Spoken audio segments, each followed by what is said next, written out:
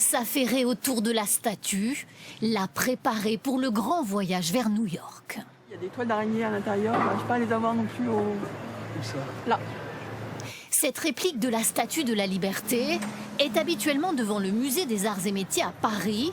La France la prête aux États-Unis pour une période de 10 ans. Les Parisiens la verront plus pendant quelques années, mais elle reviendra un jour et pendant ce temps-là, ce sera les Américains qui la verront, tant mieux.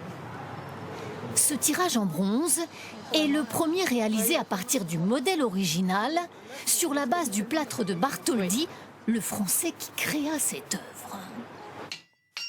En 1884, le sculpteur imagine une femme, symbole de la liberté.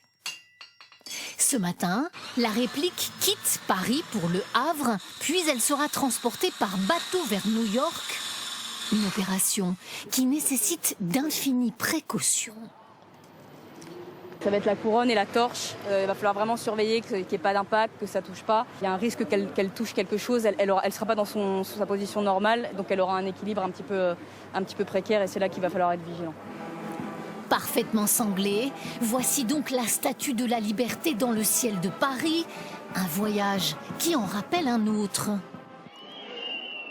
C'était il y a 135 ans. Sous les hurrahs de la foule, la grande dame de cuivre était présentée aux New-Yorkais, un don de la France à l'Amérique. En prêtant aujourd'hui cette réplique, Paris renoue donc avec cette histoire, ces liens d'amitié si particuliers entre nous et les États-Unis. C'était pour célébrer l'indépendance des États-Unis qu'au 19e, la statue a été créée. Et maintenant, c'est aussi pour rendre hommage à cette amitié franco-américaine. Cette réplique mesure 2,83 m. Elle est 16 fois plus petite que le modèle new-yorkais. Elle arrivera le 4 juillet à New York, jour de l'indépendance nationale. Puis elle sera exposée pendant 10 ans à l'ambassade de France à Washington.